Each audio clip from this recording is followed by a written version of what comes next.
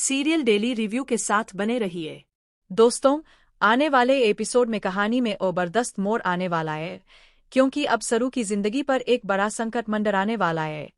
इस बार खतरा कामिनी से नहीं, बल्कि किसी और के हाथों से आएगा। वहीं दूसरी ओर सरू और वेद के बीच चल रही प्यारी सी कहानी में भी तूफान उठ चुका है। हम सब उनके रोमांटिक पलों का मजा ले ही रहे थे कि तभी अनिका ने आकर जहर घोल दिया और सरू ने वेद से दूरी बना ली। अब वेद के सामने सरोजा का सच आ चुका है। जी हाँ, असल में गौरी आंटी, जो वेद के घर काम करती थी, वही और कोई नहीं बल्कि सरू की असली मां सरोजा है। यह जानकर वेद उसे कार में बैठाकर बजाज हाउस के बाहर ले जाता है और तुरंत चंद्रकांत अंकल को बुलाता है। वेद उनसे कहता है, मैंने एक बड़ा सच देखा है और अब जब आप मिलेंगे तो आपको भी झटका लगेगा। मुझे सरू की मां मिली है। यह सुनते ही चंद्रकांत की आंखों में चमक आ जाती है।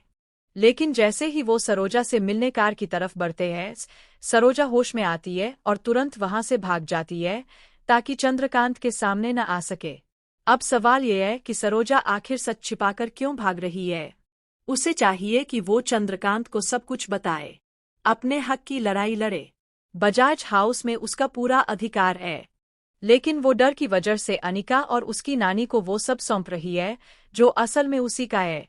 दोस्तों, कामिनी के डर से अपनी बेटी और खुद को दुखी रखना कहीं से भी सही नहीं है। आगे की कहानी और भी खतरनाक होने वाली है, क्योंकि नवरात्रि का समय आ चुका है। माता रानी की कृपा से सरू को घर की सारी जिम्मेदारियां सौंपी गई है, लेकिन कामिनी अब सरू को खत्म करने की साजिश में लग चुकी है। जैसे ही सरू घर से बाहर जाएगी, कुछ गुंडे उस पर हमला करेंगे और उसके सिर पर वार करेंगे।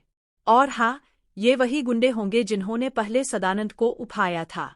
हमले के बाद सरू बेहोश हो जाएगी और तुरंत अस्पताल पहुंचाई जाएगी। वहीं उसकी मुलाकात अपनी मां सरोजा से होने की पूरी संभावना है। दोस्तों, यह पल कहानी को और भी रोमांचक बना देगा और दर्शकों के दिलों को छू लेगा। तो दोस्तों, इस खतरनाक और भावनाओं से भरे ट्रैक को मिस मत कीजिए। सीरियल सरू देखते रहिए और जुड़े रहिए सीरियल डेली रिव्यू के साथ। सीरियल डेली रिव्यू के साथ बने रहिए।